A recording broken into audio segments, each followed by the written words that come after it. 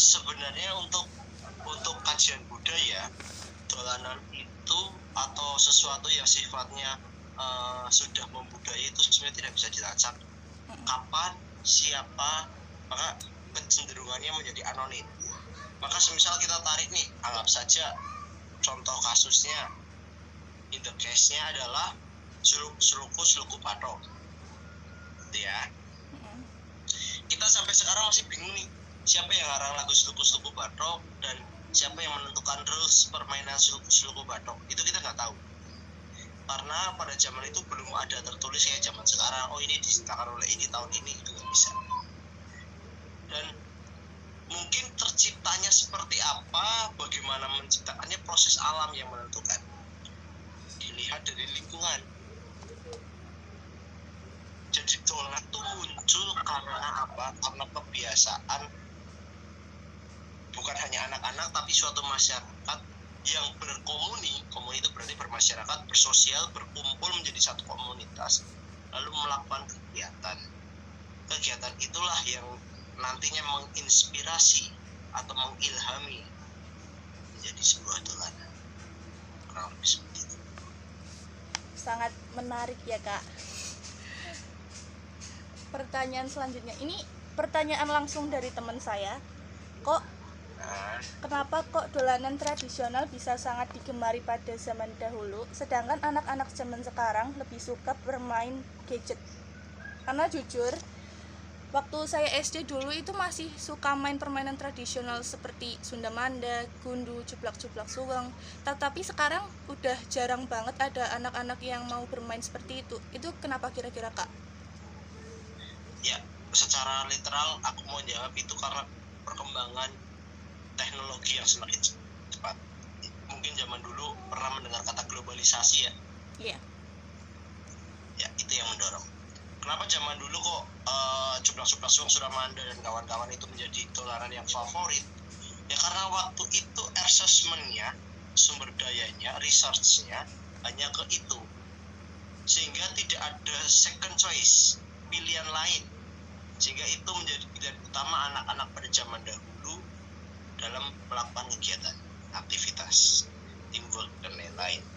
Jelaslah itu menjadi main choice, pilihan utama, menjadi goals utama. Maka zaman dulu di benak anak-anak, saya selesai sekolah, pulang ke rumah, ganti baju, main.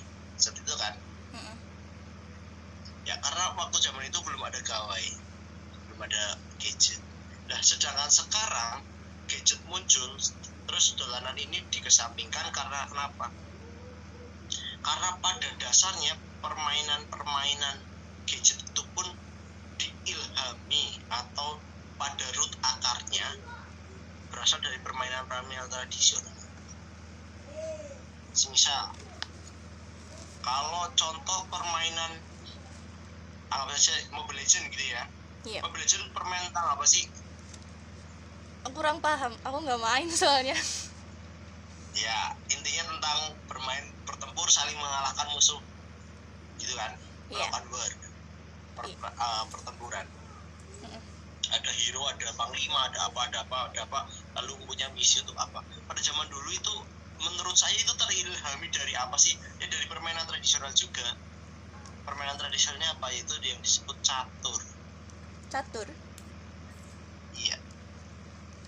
Mereka beradu strategi, beradu siapa yang menjadi main hero-nya, lalu siapa yang akan mengalahkan raja ini nanti menang. Itu kan artinya apa? Perpindahan yang disebut aliwahana seperti yang saya jelaskan kemarin. Jadi adanya perpindahan dari yang sifatnya konservatif, lokal, primitif menjadi sesuatu yang lebih modern. Sebenarnya permainan modern itu tidak buruk, cuma yang efek sampingnya adalah kegiatan motorik dan bersosialnya anak-anak itu semakin kurang. Berbeda dengan permainan tradisional. Permainan tradisional mendorong anak-anak untuk berinteraksi antar individu menjadi interaksi sosial yang lengkap. Kayak gitu. Oke. Terus apakah di masa depan pada akhirnya dolanan tradisional ini akan punah? Terus gimana cara mencegahnya? Ya, apakah akan punah? Bisa. tapi jawaban saya bisa atau tidak itu masih disebut tentatif. Seiring berjalannya waktu kita belum bisa memastikan bisa atau tidaknya, tapi untuk kemungkinan bisa, iya bisa punah. Tapi kita ingat contoh lato-lato. Tahu lato-lato? Tahu. Yang booming itu kan. Ya, lato-lato itu pada zaman dahulu sangat booming juga. Bahkan saya kecil itu namanya bukan lato-lato, namanya etek-etek. Ketika perkembangan zaman masuk ke TikTok jadi booming lagi, viral, lalu kembali lagi comeback. Lato-lato yang dulunya nggak diketahui udah lama punah, bahkan anak-anak pun tidak bermain. Sekarang hampir dalam beberapa bulan ini anak-anak selalu bermain lato-lato. Nah, itu tandanya apa? Teknologi juga bisa callback ingatan masa lalunya dalam bentuk kebudayaannya. Maka suatu saat bisa booming lagi, bisa. Lalu alangkah lebih baiknya seperti apa? Tidak kita berharap seperti lato-lato yang bisa viral lagi, karena itu kan momentum sekali ya. Viral itu ada apa ya, rumusnya, bagaimana momentum, kejadian dan kesempatan bergabung menjadi satu lalu bisa meledak, itu yang viral.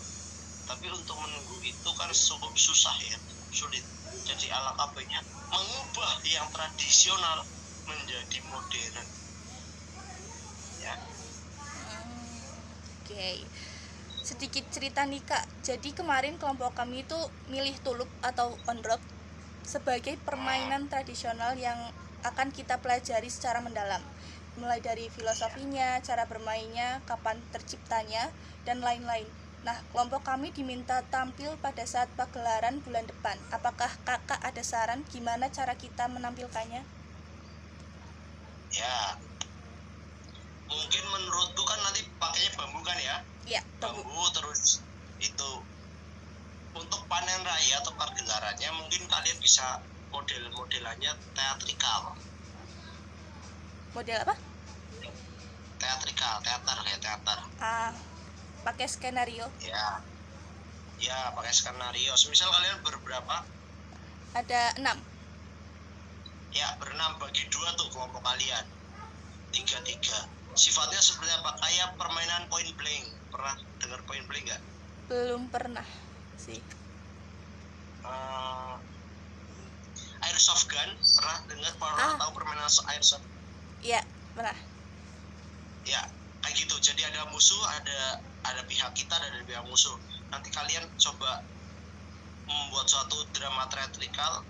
Nanti permainannya sekitar 10 menit. Ada misal kalian ada yang jadi Belanda, ada yang jadi pribumi, itu juga boleh, itu menarik juga. Terus kalian pakai berdandan pakai ala-ala kayak gitu juga boleh tuh. Nanti permainannya seolah-olah kalian sedang bertempur menggunakan alat. Itu tulup itu. Menurut saya seperti itu. Terima kasih Kak sarannya. Oke, ini yang terakhir. Apa pesan Kakak untuk para generasi penerus bangsa? Ya. Pesan saya tetap simpel. Jangan pernah berhenti untuk belajar, baik yang masa kuno ataupun masa kini, karena semuanya itu ada hikmah, ada filosofi yang bisa diambil. Mungkin kayak gitu sih. Wah, sangat luar biasa. Mungkin teman-teman ada yang mau menambahkan? Umi? Mau tanya, penyebab permainan tradisional jarang dimainkan saat ini kenapa? Kenapa jarang dimainkan? Ya kembali lagi pada ekosistemnya yang kurang, aksesnya yang kurang, karena masyarakat anak-anak sekarang itu cenderung ya, mungkin kalau orang bilangnya no life, dia tidak mudah berinteraksi secara sosial, tapi ya berinteraksi secara daring atau dunia maya. Itu yang menjadikan permainan ini semakin berkurang gitu. Ada lagi Umi?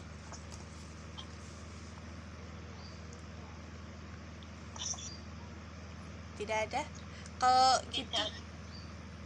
Kalau gitu cukup sekian wawancara pada pagi hari ini. Terima kasih kepada Kak Angger yang mau meluangkan waktunya untuk menjawab pertanyaan kami. Informasi dari kakak sangat bermanfaat bagi saya pribadi dan kelompok saya tentunya. Saya mewakili seluruh anggota kelompok mengucapkan mohon maaf sebesar-besarnya jika ada kesalahan dalam bertutur kata, baik disengaja maupun tidak disengaja. Cukup sekian dari saya. Sekali lagi, terima kasih banyak. Wassalamualaikum warahmatullahi wabarakatuh. Terima kasih ya, mohon izin keluar. Ya, terima kasih Kak. Terima kasih, Kak.